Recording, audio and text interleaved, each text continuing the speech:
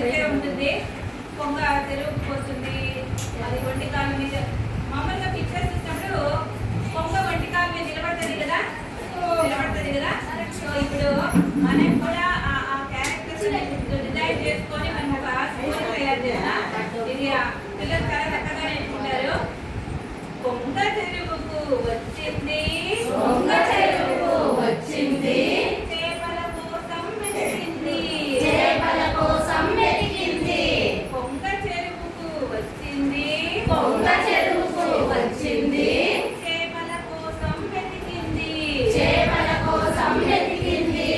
ఒక్క చేప దొరకలేదు, ఒక్క చేప దొరకలేదు. ఒక్క చేప దొరకలేదు, ఒక్క చేప దొరకలేదు. ఆకలితో నకనకలాడింది, ఆకలితో నకనకలాడింది.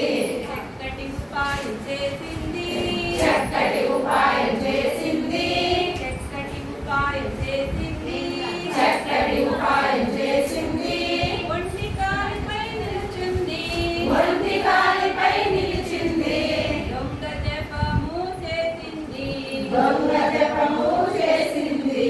ఒంటి కాలిపై నిలిచింది, ఒంటి కాలిపై నిలిచింది. దొంగ జపము చేసింది, దొంగ జపము చేసింది. చేపలు అన్ని గమనించి, చేపలు అన్ని గమనించి, కొంగ మంచిదని భావించి, కొంగ మంచిదని భావించి దగ్గరకెళ్ళి చూసాయి, దగ్గరకెళ్ళి చూసాయి. కొంగ మంచిదని భావించి, కొంగ మంచిదని భావించి దగ్గరకెళ్ళి చూసాయి, దగ్గరకెళ్ళి చూసాయి. కొంగ జపము ఆపింది, కొంగ జపము